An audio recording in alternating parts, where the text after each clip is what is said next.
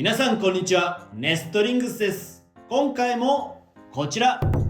ランダムブースターシェルタードレイクセレクトのパーツを使った 3on3 バトルをやっていきます。今回対戦するのはチョメマルと野水渡です。お願いします。お願いします。それじゃあ早速やっていきましょう。シ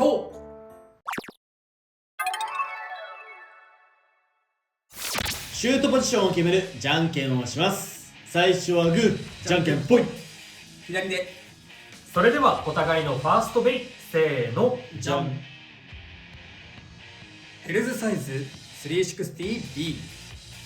シェルタードレイク 960A。 ファーストバトル、レディーセット、3、2、1、ゴー。危ないよ。危ないよ。危ないけど大丈夫そう。なんか大丈夫そ一気にスタミナがなくなったね。スピンフィニッシュ、ヘルズサイズに1ポイント。よーし、結構果敢に攻められたけど守りきったね。お互いのセカンドベイ、せーの、じゃん。シェルタードレイク 960LR。 コバルトドレイク 560L。 セカンドバトル、レディーセット、3、2、1、ゴー。いやー、いい攻撃だった。逃げ切ってるよ。いいよドレイク。どっちもドレイクだった。そうだ。確かに。いやー、もう一発ぐらいないか。いやー、ちょっと持久戦になるとさすがにビットの差も出そう。いやー、だいぶブレてるなシェルター君。いい感じではあるが、どうだ。お、スピンフィニッシュ、シェルタードレイクに1ポイント。おー、最後ギリギリ粘ってくれた。お互いのサードベイ、せーの、じゃん。オエルウェーブ 160R。 ブラックシェル 160LF。 サードバトル、レディーセット、3、2、1、ゴー。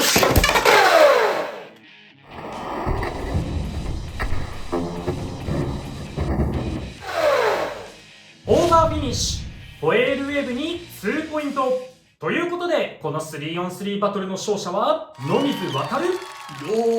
ーし、着地した瞬間にね、綺麗に当たってオーバー取れた。はい、というわけで 3on3 バトルやっていきましたが、いかがだったでしょうか。いやー、ドレイク対決でね、シェルタードレイクがなんとかスピンで1ポイント取れたのは良かったなと思いますね。結構果敢に攻めてね、相手のベイを弾いたりはしてるような印象あったし、やっぱりちょっと重量が軽いからか、エクストリームダッシュはね、結構決まるなっていう印象はあったし、速度も結構乗るなっていう感じがありましたね。でね、まあちょっとシェルターについては結構もう前の動画と前の動画で喋ったから、せっかくだからね、今度新しく始まる CX ラインのね、ベイの話もちょっとしておこうかなと思うんだけど、3期かな。そうだね、今のところ3期だね。ドランブレイブ、リザード、アーク、ペルセウス、ダークの3期のベイが登場予定ということで、今度はブレードがね3分割されるようになるっていうのでね、よりカスタマイズ性がね上がるんじゃないかなとは思ってますね。3分割といっても多分ロックのパーツ自体はそんなに変わらない。そのドランとかリザードとかあの辺は多分そんな入れ替えてもそんな性能はあんまり大きく差は出ないんじゃないかなって思ってるし、公式の出したレギュレーションを見る限り同じロックチップ、そのペルセウスとかドランと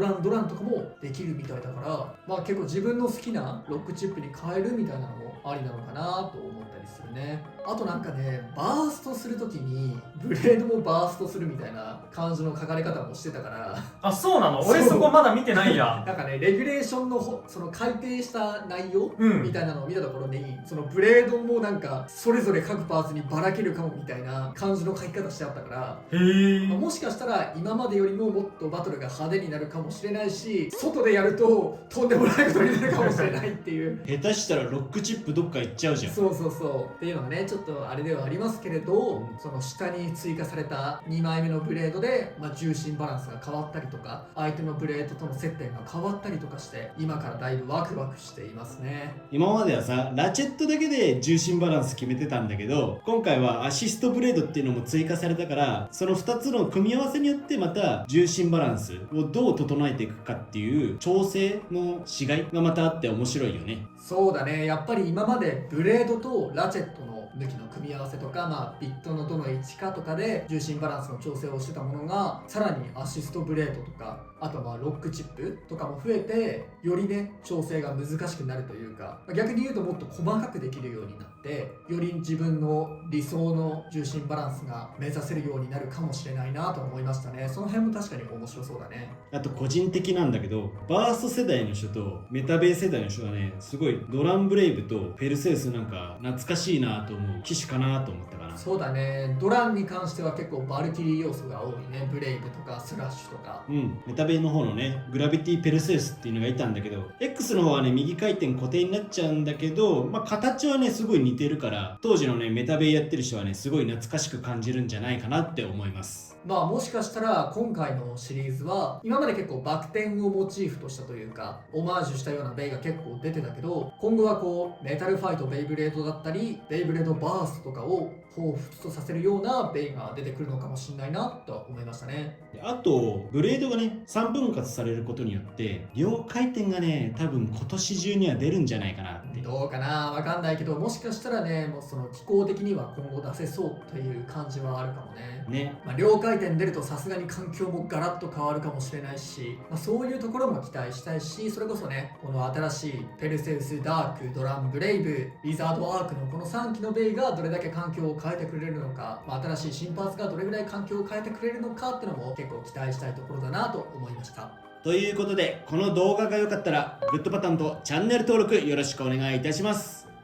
それじゃあまた次の動画でお会いいたしましょう。バイバーイ。バイバーイ。